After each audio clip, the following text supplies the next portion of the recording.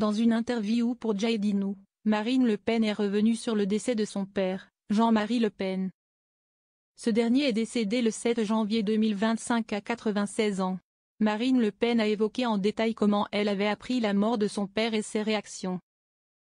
Vous aviez prévu d'accorder une grande interview au JDNews sur Mayotte. Lors du vol retour, vous apprenez le décès de votre père, Jean-Marie Le Pen. Malgré ce deuil et vos hésitations, vous avez maintenu votre décision de nous parler. Pourquoi ce choix? Demande alors le média. Marine Le Pen a alors expliqué son choix lourd de sens. Marine Le Pen explique son choix. Quand elle apprend la mort de son père, Marine Le Pen veut tout annuler. Ma première intuition a été de vouloir annuler cette interview. Mais très vite, je me suis dit, les pauvres Mahorais, le sort s'acharne. Mon drame personnel risque d'éclipser le leur, et je ne pourrai même pas parler d'eux.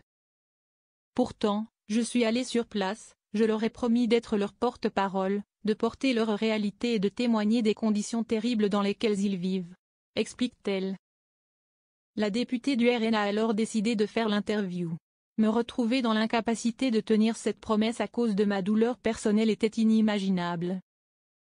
C'est pour cette raison que j'ai décidé de maintenir cette interview. Je ressens un devoir profond et une véritable obligation morale envers eux. Leur situation mérite qu'on les défende, sans que rien ne vienne les reléguer au second plan. La députée RN apporte son soutien à Mayotte. Fin décembre 2024. Mayotte faisait face à un cyclone destructeur qui a touché Marine Le Pen. Vous vous y êtes rendu pour constater de vos propres yeux la réalité vécue par les Mahorais. En quoi diffère-t-elle de celle décrite par le gouvernement? Demande alors JDNews. Le gouvernement, lors de ses déplacements, a choisi une approche purement officielle. On rencontre le préfet, le bureau de crise, les pompiers, les militaires, et on fait un tour de l'île en hélicoptère. Selon la complice de Jordan Bardella, c'est très bien, mais cela ne permet pas de voir la réalité. C'est un peu comme un village Potemkin, on nettoie les commissariats avant la visite du ministre de l'Intérieur.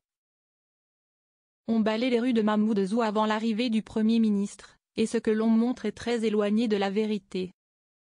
C'est pour ces raisons que Marine Le Pen a tenu à aller sur le terrain et aider les habitants ainsi que de maintenir son interview.